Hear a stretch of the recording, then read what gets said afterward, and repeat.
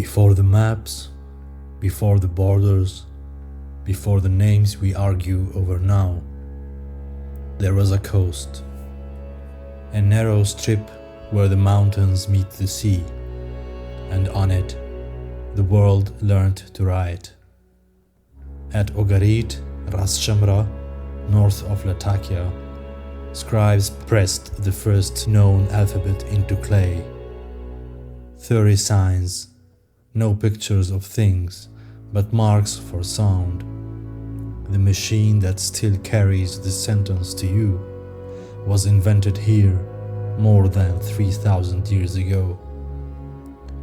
At the head of their gods stood El, simply God. The name survives in Hebrew, in Aramaic, in Arabic, in the word Allah, and in every name that ends in El. Gabriel, Michael, Israel. The first word for God was spoken on this shore, and thought, too, was born near here, a little inland at Apamea on the Orontes. A philosopher named Numenius asked what lies above the mind.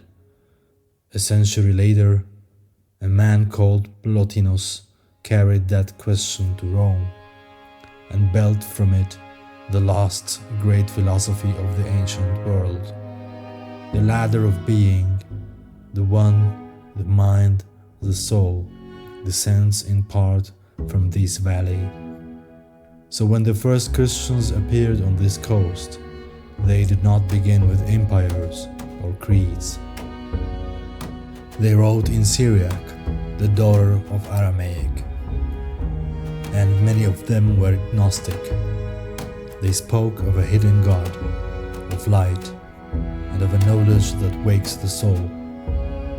Their Gospels, of Thomas, of Philip, of truth, do not threaten and do not bargain.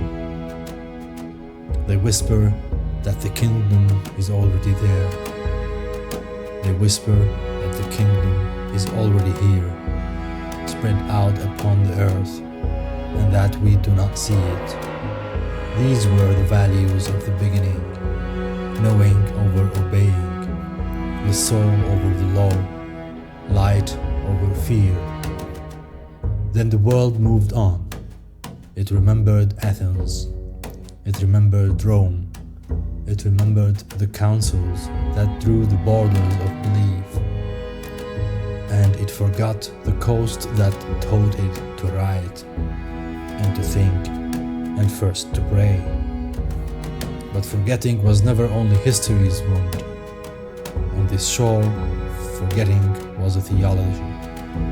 The soul falls into the world and forgets where it came from, and salvation is nothing but remembering. This is the series about that forgetting, and about a coast that remembered under new names in a tongue that learned long ago to write itself down.